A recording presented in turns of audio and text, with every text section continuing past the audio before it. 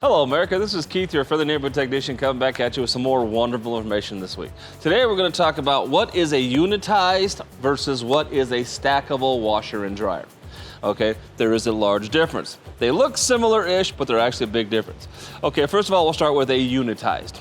That's what the manufacturers call it, stack, whatever you want to call it. But this is a unitized. This has a washer and dryer already pre-attached for you.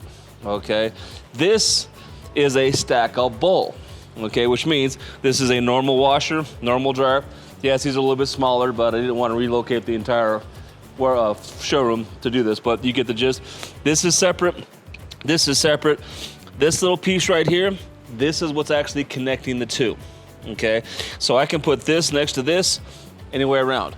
This unitized is going to be just like this. Now, Fridgidaire, Whirlpool, GE, all basically look like this. It's a little bit larger, a little bit smaller. This is a 24-inch model as opposed to your normal 30-inch models. But they all basically have this basic setup.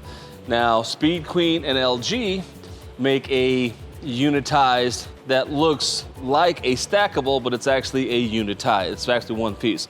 You buy these together. This has a singular control panel for the upper and the lower, and they have to go together. Now, yes, with a lot of work and a lot of stupid, you could unstack them and make them individual, but it would not be worth all the stupid you'd have to go through to do it.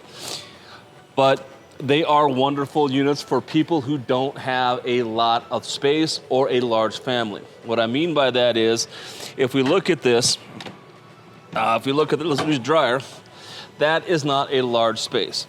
Most of your unitized have a smaller cubic feet ability to hold than your normal full-size washer and dryers.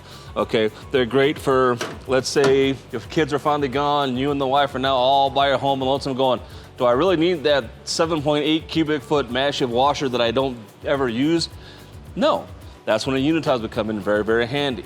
Now, if you have a large family, you really don't want to go with a unitized like this. You may want to go with a unitized like this, which is the full-size versions of the Speed Queens, or the LGs also make the same full-size units that are pre-stacked for you, okay? They come in gas, they come in electric. Which is better? Depends on what you have. I personally prefer gas dryers. I don't have one because I'm too lazy to put one in my own house, but I just prefer the smell of a gas dryer. And yes, there is a smell with gas versus smell with electric.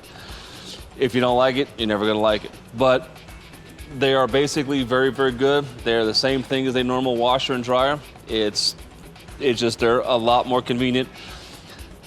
You downsized, this is what you're looking for, okay? Or you can go with the stackable, and these are the little 24-inch models also that don't take up a whole lot of space. And when I'm talking about a full-size stackable, this is about what you're going to get, even though this is a unitized. A full-size stackable wash and dryer is going to look like this. Now, you just can't go out to the store, say, I want that washer and that dryer, and go like that.